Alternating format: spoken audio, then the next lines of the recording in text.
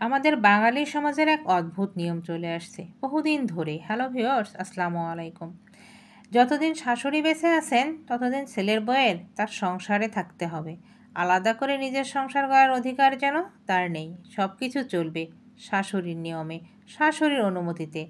একদিন যদি কোনো কাজে ভুল হয় তো শাশুড়ি তো কটূক্তি করবে। এমনকি নিজের ঘরটুকু মন মতো সাজানোর স্বাধীনতাটুকু বইয়ের নেই। আর যদি একটু আপত্তি তোলে সঙ্গে সঙ্গে শুনতে হয়, নিজের সংসারে গিয়ে যা খুশি করো, এখানে এসব চলবে না। ফলস্বরূপ বউটি বুঝে যায় তার নিজের সংসার বলতে বোঝায় কেবল শাশুড়ির মৃত্যুর পরের সময়টুকু। তখন হয়তো সে নিজের মতো করে ঘর গড়তে পারবে। ততদিনে বয়স পেরিয়ে 40-45-এ এসে দাঁড়াবে। তার শখ, আহ্লাদ, সব ইচ্ছা, সব ছোট ছোট আনন্দ কোথায় যেন হারিয়ে যায়।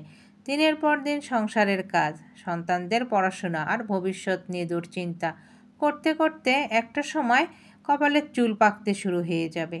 জীবনের হিসাব মেলাতে গিয়ে মনে হবে বুকের ভেতরটা দম বন্ধ হয়ে আসছে। জীবনে কি করলাম, কি করেছি, কি পেলাম, এসব ভাবতে ভাবতে একসময় সে ক্লান্ত হয়ে পড়বে, দু চোখে অশ্রু বেয়ে পড়বে, কিন্তু তার সমাধান কখনোই পাবে না। যখন এক সময় সে স্বামীকে বলবে আমাদেরও যদি আলাদা একটা সংসার থাকতো, তখন স্বামী মৃদু হেসে বলে, উত্তর দেয়, তুমি কি পারবে বৃদ্ধ মানুষটাকে ফেলে চলে যেতে? তখন মেয়েটার মুখে আর কোনো কথা থাকে না।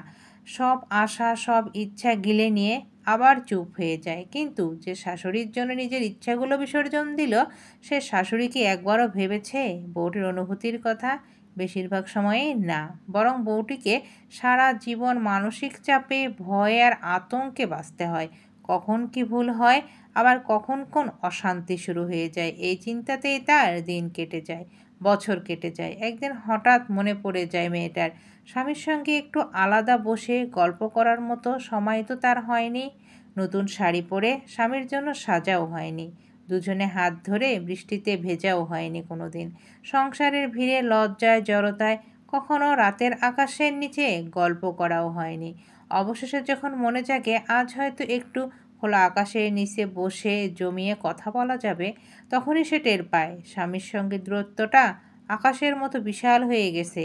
গল্প করার বয়স অনেক আগেই ফুরিয়ে গেছে, সন্তানরা বড় হয়ে গেছে, এখন আর এসব মানায় না, এই ভেবে লজ্জা পায়। শেষমেশ মেয়েটি আঁচলে মুখ লুকিয়ে অন্ধকার ঘরের চার দেয়ালের মাঝে নিজেকে আটকে ফেলে। যে জীবনে সে ভেবেছিল ভালোবাসা আর আপনত্বে ভরা হবে, সেটাই পরিণত হলো এক অন্ধকার কারাগারের মতো। আসলে মেয়ে মানুষের জীবনটা যে কত দুর্বিষহ একমাত্র মেয়ে মানুষই বোঝে। এটা উপলব্ধি আর কেউ করতে পারবে না। না, শাশুড়ি নামক মানুষটি যখন বউ ছিল তখন সে বুঝতো, যখন সে শাশুড়ি হয়ে যায় তখন সে অতীতটাই ভুলে যায়।